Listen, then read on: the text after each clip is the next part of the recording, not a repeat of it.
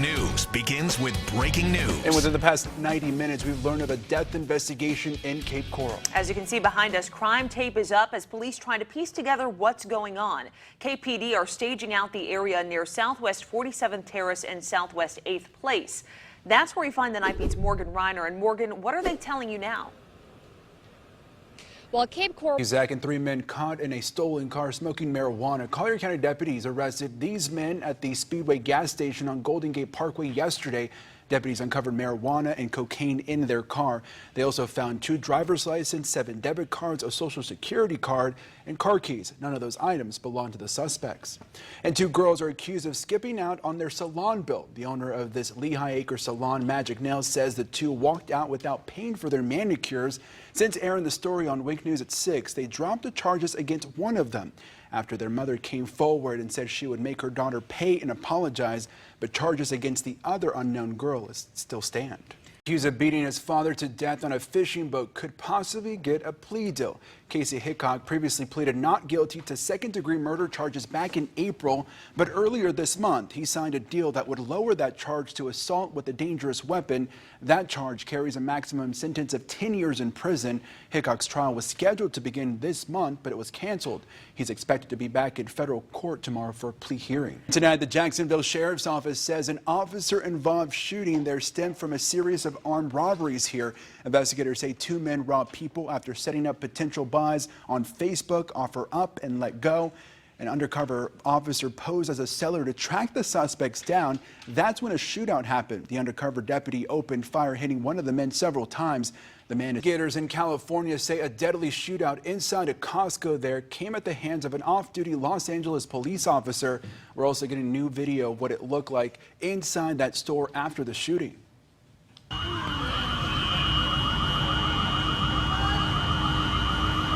As you can hear, the alarms were already adding confusion to the situation. Investigators say 32-year-old Kenneth French assaulted the officer who was holding his child.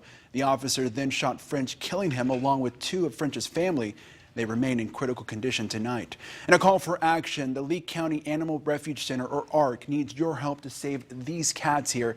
They say there's an overflow of the stray animals, and shelters are running out of room. The Nightbeat's Anika Henniger explains why there's so many cats.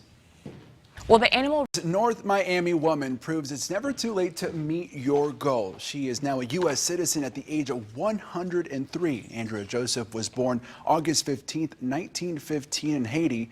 She arrived in the U.S. about 15 years ago. Her family helped her get to this point, and she's become a role model for many of her grandchildren and great-grandchildren.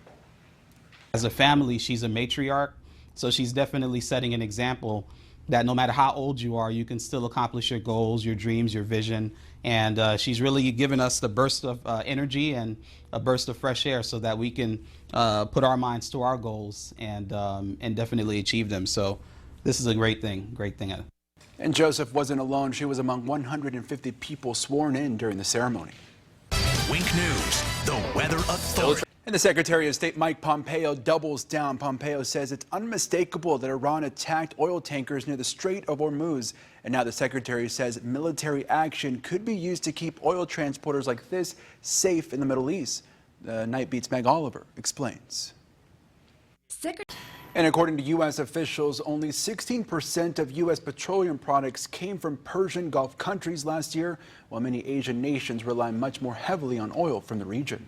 More than 2 million. Tornado rips through one Indiana community. Just take a look as it leaves a path of destruction here. The twister touched down in a tiny town an hour south of Indianapolis. At least 2 homes were destroyed and many more damaged. Luckily, no one was hurt. Officials say they will be clearing debris from roadways for the next several weeks. Tonight, a family. Popular smokestack in Ohio, no more. Crews used a wrecking ball, as you see right here, to bring it down. The Hudipole smokestack was a symbol for a local brewery in Cincinnati. It's been part of the skyline in the city for 150 years. After several attempts to save it, it was decided the repairs would just be too expensive. So crews took a wrecking ball to it this morning and brought it down. A teen alive thanks to her cell phone. What was on it that helped her family track her down after a car crash, and what else she credits for keeping her alive. Plus, ragu pasta sauce on the recall list tonight. What could be in it and where in Florida it was sold.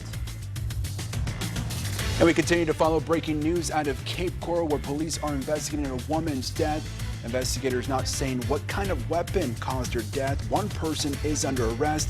Investigators are not saying how the suspect and the victim knew each other. We'll have more coming up. It's Father's Day, a special graduation as an Oregon father and son graduate together. Jake Shear and his dad, Don, received their diplomas today from Portland State University. Both now hold degrees in engineering. Don started taking classes part-time 8 years ago, and during their time together, they did take classes together and even had a finance class as well. It was fun. He actually alerted me that a final was sooner than I thought it was. So Dad saved me a little bit in that class. And Jake plans to continue his time in college by going for his PhD in physics. Wink News, now back with breaking news. And we continue to follow breaking news as police investigate a death of a woman in Cape Coral. KPD are staged at the area near Southwest 47th Terrace and Southwest 8th Place tonight. That's where we find the Nightbeat's Morgan Ryder. And Morgan, what have you learned? Thank you, Morgan. And this Boca Raton couple says they're battling an affection after a trip to the Dominican Republic. It comes as the FBI is investigating a series of mysterious deaths in the country. As the Nightbeat's Nyala Charles tells us, she spoke with this couple about what could have happened. Larry and Ronnie Adel. And investigators with the FBI are looking into whether antifreeze-laced bootleg alcohol could be to blame for all the mysterious deaths in the Dominican Republic. Several people drank alcohol from their mini fridge before dying. And a 76-year-old woman shot by Polk County Sheriff deputy. The shooting from a California family. If you are spending any time on the water, be sure you have the right safety gear and are ready for anything. It comes after the death of their son here. 31-year-old Jose Gomez was trying to surf in a canal along a very popular river when he drowned. He tied a rope to a handrail and then around himself and jumped into the rushing water with the raft in hand. The current swept him away, and his cousin tried to save him, but the quick-moving water was too dangerous. He loves life, and if he wants to try something new, he's going to go after it. There's no talking him out of that. Gomez leaves behind 2 daughters. At the moment, it's unclear if drugs or alcohol were a factor. And we continue to follow breaking news out of Cape Coral, where police are investigating a woman's death. Investigators not saying what kind of weapon caused her death. One person is under arrest. Investigators are not saying how the suspect and the victim knew each other. And the tree that inspired the Dr. Seuss book, The Lorax, has fallen, as you can see right here. It was located in La Jolla, California. Dr. Seuss, whose real name was Theodore Geisel, lived nearby and could see the tree from his house. Authorities don't know what caused the tree to come down. It's estimated the tree was between 80 to 100 years old. City officials say they will look at planting a replacement tree soon. And police in one Minnesota city no longer handing out tickets for a broken taillight or headlight. Instead, if you get pulled over, you'll be getting a voucher to get a free new one. Rochester City leaders say it's a new approach to protecting the community. The new program is called Lights On, and it's run by a nonprofit. The nonprofit's director came up with the idea after his wife was pulled over for a broken taillight. It's either groceries or a light bulb, and they got to put food on the table. That's who we're trying to target. We're trying to make their day a little bit better and ease that financial burden. Each of the vouchers have an expiration date. However, if you fail to get your light fixed within the time frame, you will get a ticket the next time you are pulled over. Well, tonight, and we continue to follow breaking news out of Cape Coral, where police are investigating the death of a woman. This is happening in an apartment complex on Southwest 47th Terrace. Police say the call came in around 8 tonight, and they say her death is suspicious.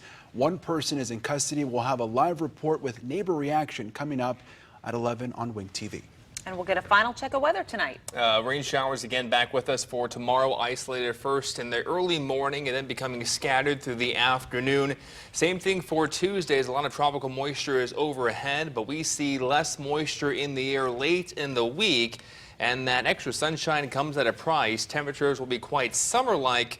And, summer does begin on Friday. Mid-90s expected Friday, Saturday, and Sunday. All right. Before we leave you tonight, we'd like to thank all the fathers out there. Yeah, we want to leave you with this special thanks to our dads. Happy Father's Day.